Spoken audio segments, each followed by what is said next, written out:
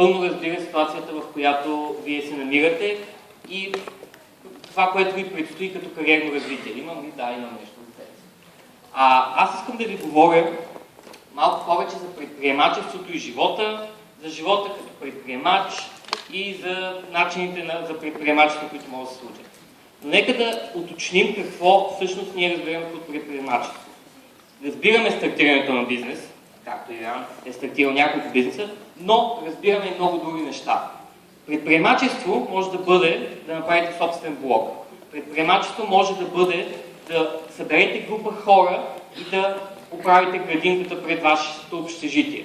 Предприемачеството днес ще разбираме като дейностите, които всеки един от нас извършва, които имат смисъл и се опитват да направят света по-добро място. И трите неща, които ми се иска да всеки един от вас да разбере днес са, че предприемачеството е свобода, само лудите успяват и че възможностите са навсякъде. Преди да започна да ви убеждавам за тези три становища, ще ви кажа малко повече за себе си.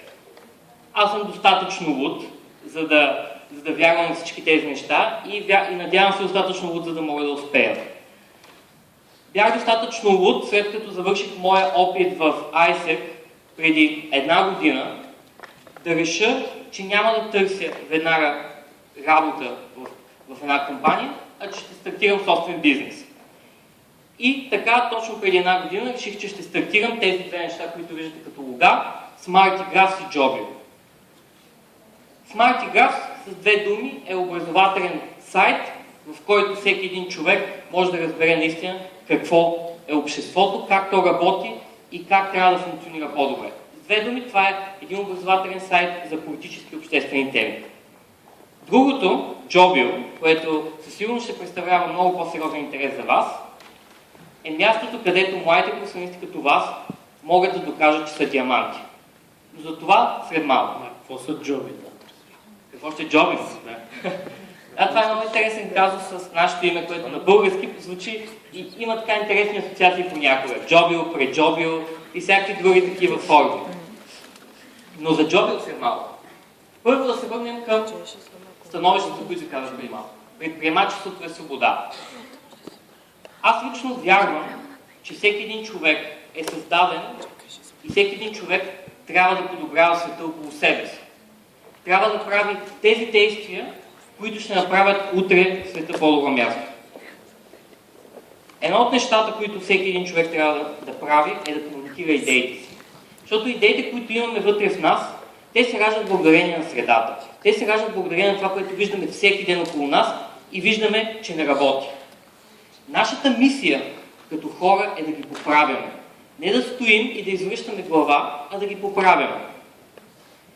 И да вървим по пътя, който ние смятаме за правилен. Това важи за предприемачеството във всички форми, които може да бъде. Когато създаваме собствен бизнес, е много важно да го правим. Много е важно да знаем кой е нашия път и на къде искаме да вървим. Но това важи и когато работите в компания.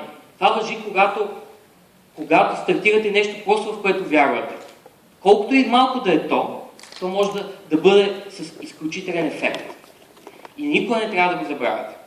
И, както ви споделих преди малко, трябва да сте достатъчно луди. И защо само лудите успяват? Защото тръгването по този път е тежко. По този път много често може да останете сами и много хора да ви помислят за луди. Но вие не трябва да се отказвате. Както преди малко колежката от Метро реклама сподели, понякога може никой в началото да не вярва в вашата идея, но накрая тя се окаже най-правилната. И вие не трябва да се отказвате, защото това е пътя към успех. И това е единственият начин да оставите среда. Именно чрез предприемачество, чрез стартирането на бизнес, чрез стартирането на неправителствена организация и чрез стартирането на нова идея вътре в компанията, вие може да осъществите именно тази своя чисто човешка мисия. Не съм говорил на микрофон и в момента се чувствам изключително странно, защото имам чувството, че на всеки 2 секунди сменям всъщност силата, с която ви говоря. Прав ли съм? И аз не бях така. Това, което може да ви направи успешни и може да ви накара да оставите среда, са именно тези неща. И третото последно нещо е, че възможностите са навсякъде. И под навсякъде, говоря много буквално, може да се огледате, погледнете човека до себе си. Погледнете компанията, с която сте работили днес и вчера. Погледнете мен, погледнете Иро. Всеки един човек, внимателно го погледнете, всеки един човек тук може да бъде следващия ви партньор в бизнеса. Може да е работодателят, може да е ментора, който ще ви направи по-добър. Или може да е човека, с който утре ще промените света. И за да бъда по-конкретен, ще ви издам едно нещо, а именно, че точно преди една година аз стоях на ето там по средния ред, слушах тук презентациите и като част от участниците на бизнеса в действие, всъщност аз реших, че ще правя джобинг. Казусът, в който аз участвах, беше на тематиката как младите хора да намерят, дори някои от хората, с които бях в един екип са тук днес, как младите хора да представят по-добре себе си и да намерят работа, която заслужават. Точно тогава, на този страхотен форум, в който аз съм участвал в организацията в продължение на години и реших, че искам аз да бъда участник, се роди тази идея. Така че никога не пренебрегвайте какво се случва. Какво се случва около вас. Бъдете отворени за възможностите. Но все пак да ви кажа малко повече и за моя предприемачески опит и ще ви дам пример с джобинг. След като ми хрумна тази идея преди около една година в тази зала, реших, че трябва да се пуснем по пазарата. Заедно с моите съдружници, с които формирахме един екип, решихме, че трябва да го направим. Какво от това, че кандидатствайки за една от инвестиционните програми, инвестиционните фондове в България за стартиращи компании, ние имахме презентация. Значи, това имахме. Презентация, идея и много готини хора. Какво се случи? От кандидатствали над 250 стартиращи компании за това финансиране, ние бяхме избрани до 15-те, които презентираха своята идея пред инвестиционния фонд и в крайна сметка, след дълга работа, ние получихме финансиране.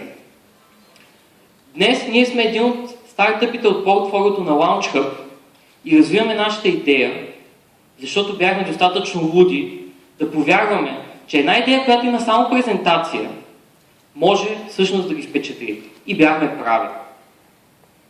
Бяхме прави, че понякога трябва да преминеш една крачка напред, дори краката да ти треперят и да нямаш никаква идея дали това ще стане.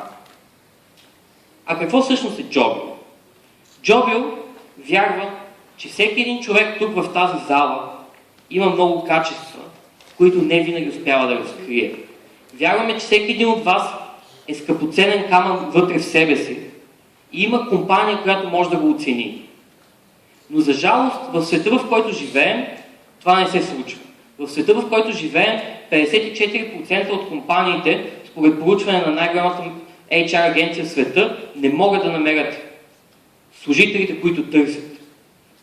И за това е нужно да има промяна. Затова е нужно да се роди проект като Джобил, който иска да помогне на вас да докажете, че сте диаманти.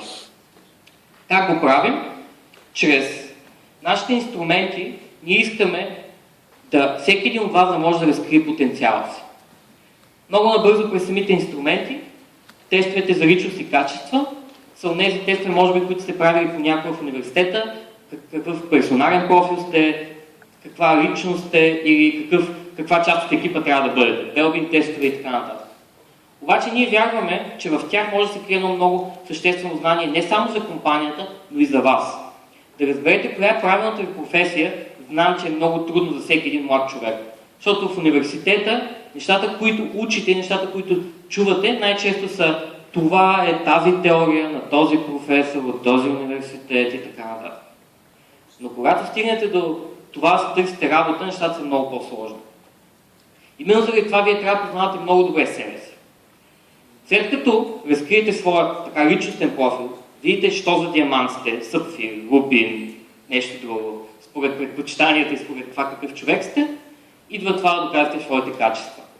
Доказвате ги чрез нашите професионални тестове, така че всичко това влиза във вашия профил. И когато работодателят дойде и види, Това е човек, който е силно комуникативен, който обича да работи в екип и който има много добри познания, да кажем, в сферата на маркетинга. Страхотно. Това е човек, какъвто на нас ни трябва.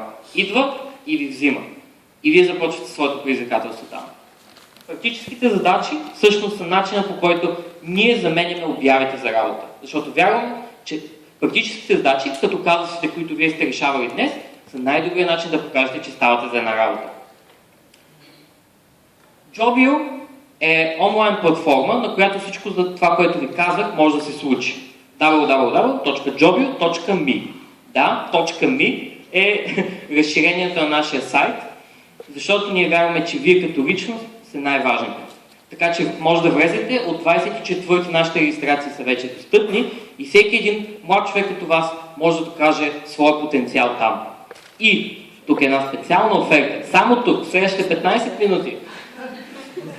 Всеки, който се регистрира до 31 януари, което фактически почти след 15 минути, 31 януари ли казвам? Март, да, този месец беше. Което е всъщност утре, ще спечели специален подарък. Така че днес, когато се приберете, когато осмислите всичко, което се случва на това събитие, може да се регистрирате и да започнете своето ново приключение. А това приключение, било то предприемачеството, било то намирането на работа или било то формирането на екип, с който да почистите блока градинката пред блока, е труден. И този път много често е много тъмен и изключително опасен. И ние трябва да се отказваме. И трябва да започнем. А кога е най-добрият момент да започнем? Сега. Така че, моят призив към вас е до вечера, след като се приберете, след като осмислите какво ви се е случило в тези 3 дни, да погледнете в бъдещето и да попитате себе си. Готови ли сте? Готови ли сте да срещу предизвикателство? Така че премислете всичко това, очакваме ви на Jobio или ви очакваме в стартъп средите. Всичко зависи от вас. Въпросът е да прегърнете живота и да прегърнете следващото предизвикателство. Благодаря.